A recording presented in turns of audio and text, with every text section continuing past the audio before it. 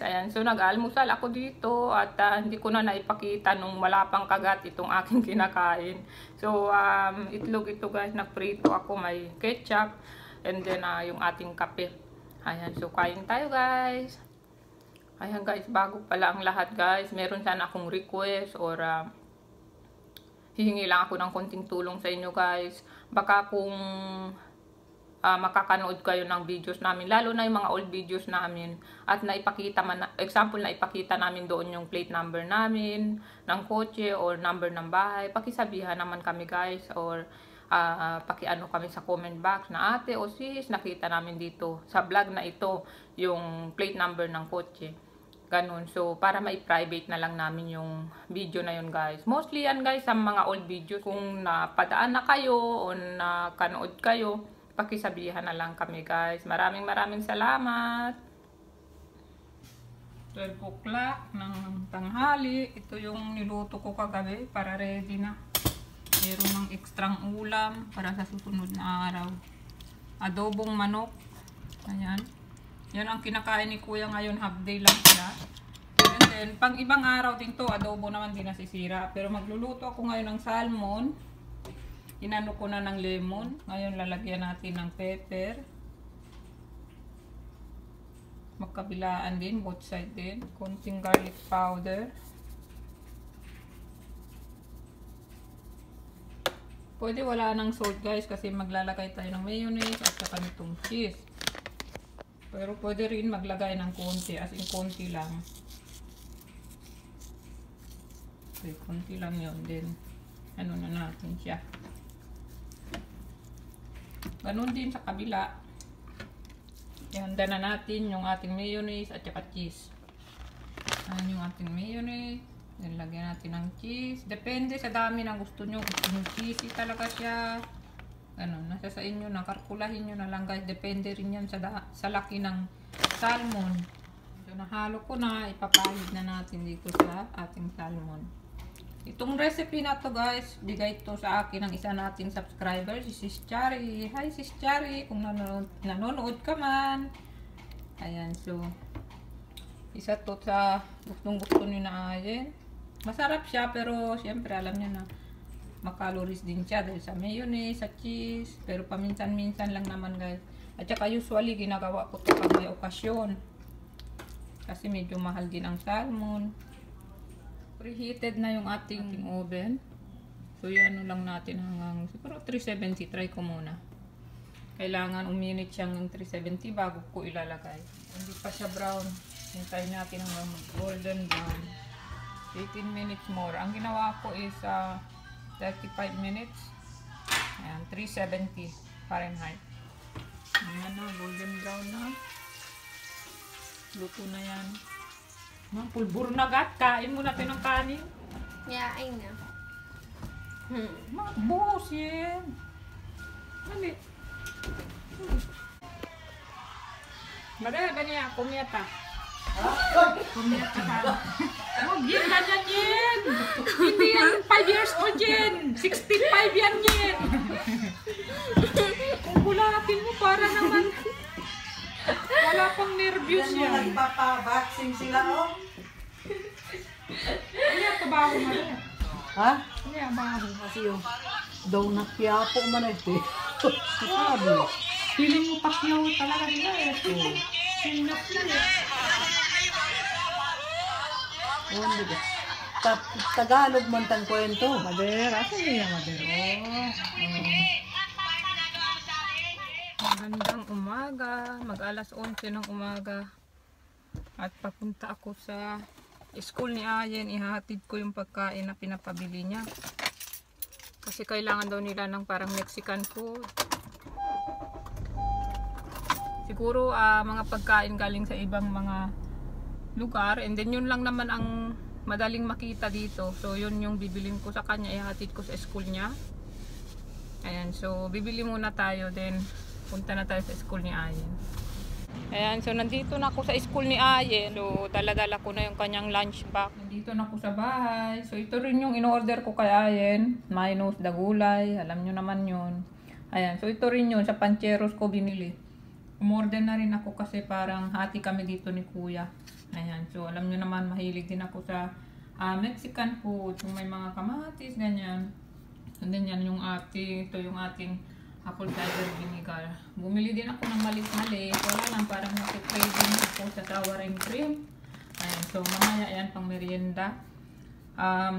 Mahilig ako sa chichiria guys, pero as much as possible, iniwasan ko yan. Ayan, so kain tayo guys. So, ititrim ko lang ang buhok ni Ayen dahil medyo dry na yung dito sa dulo. Kaya, mga ilang inches. Mga ganyan kahaba, buong daliri ko. So, mga ganyan lang.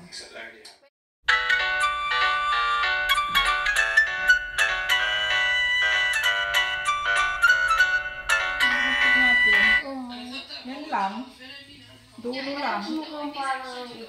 Ganun talaga, parang gumaan. Pero ang haba, tingnan mo dito sa computer. Saan? Cellphone. Paminsan-minsan lang ako magplancha. Mula nung nag-work ako guys, siguro 4 months or 5 months ago. 4 months ago. Never na ako nakapag-plancha ng damit. So ngayon, planchahin ko lang tong kay kuya. Para naman makasuot siya ng medyo hindi naman ganun kapusot. Gusto kong bumili ng ventilador para kay kuya dahil binubuksan niya lagi ang aircon. Para kung malamig na, sabi ko mag-ventilador na siya. Isara na niya ang aircon. Kasi kung mainit dito guys, parang dyan din sa Pinas. Talagang mainit. Ang maganda lang dito, may mga puno pa rin. Parang alam mo yung init na makakahinga ka pa rin.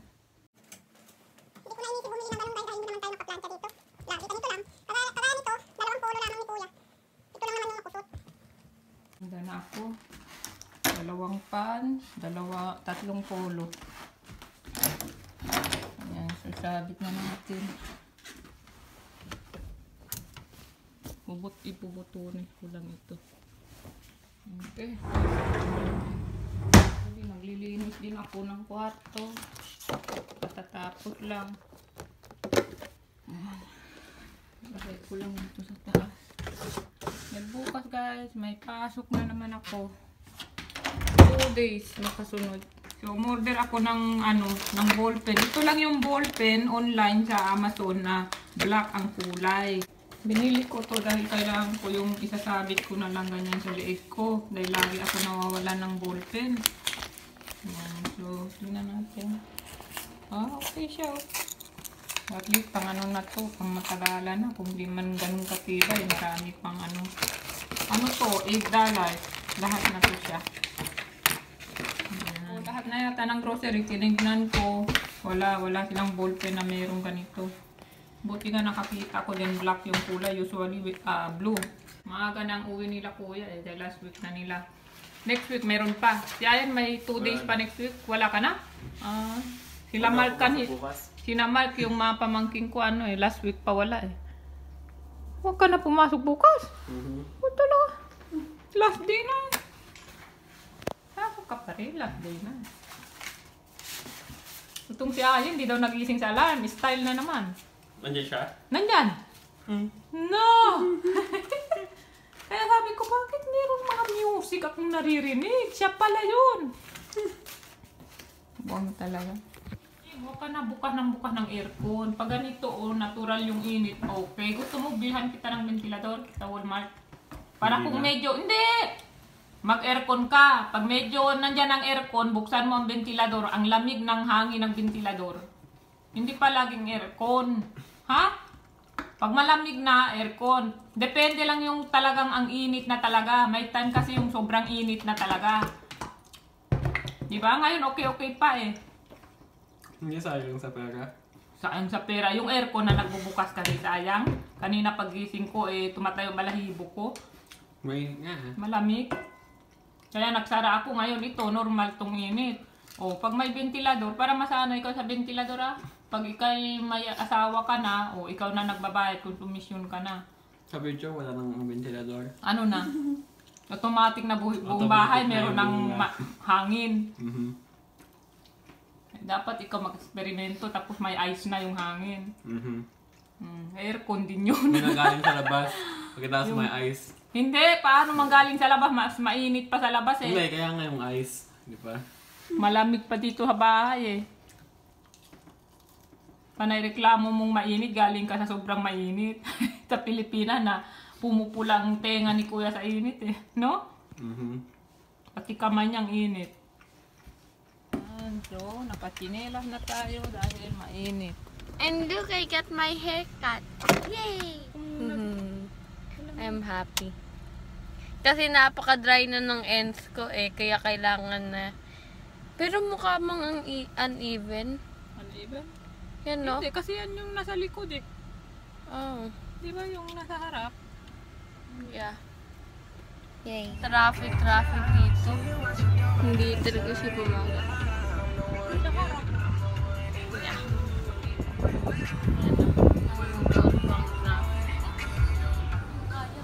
Ha? Dalhin mo yung card. Doon tayo sa ventilador agad. Huwag ka na pumunta dyan sa damit. Hindi ba? Hindi.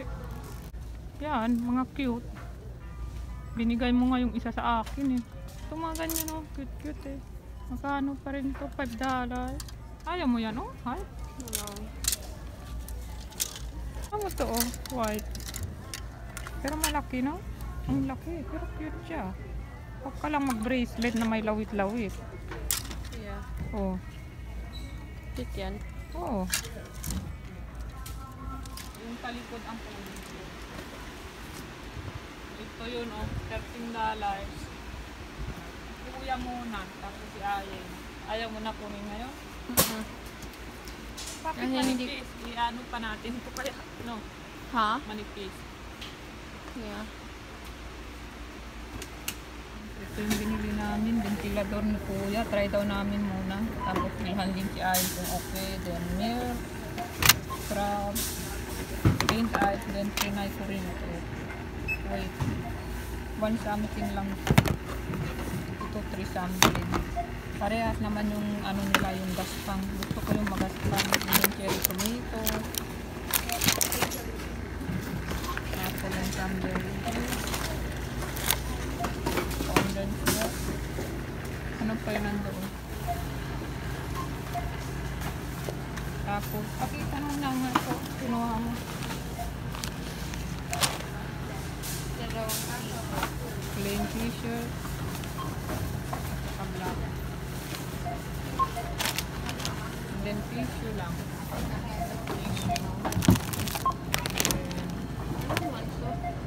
Oatmeal. Coffee. Cream of mushroom. Pilak lang natin yung ating kutsi. Ano ko man yun lahat? Nire-ready ko yan eh. Para pag nag-beach, o diba? Nangangarap ng mag-beach. Kuya! Ito na ang ventilador mo.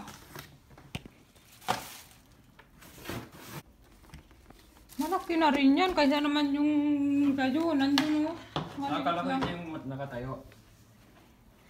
Ay hindi, pag nandyan naman sa kwan, pwede itaas baba yan mukha niyan. Okay, na-assemble na namin yung electric fan. Matte pala yung kanyang ano eh. Black matte.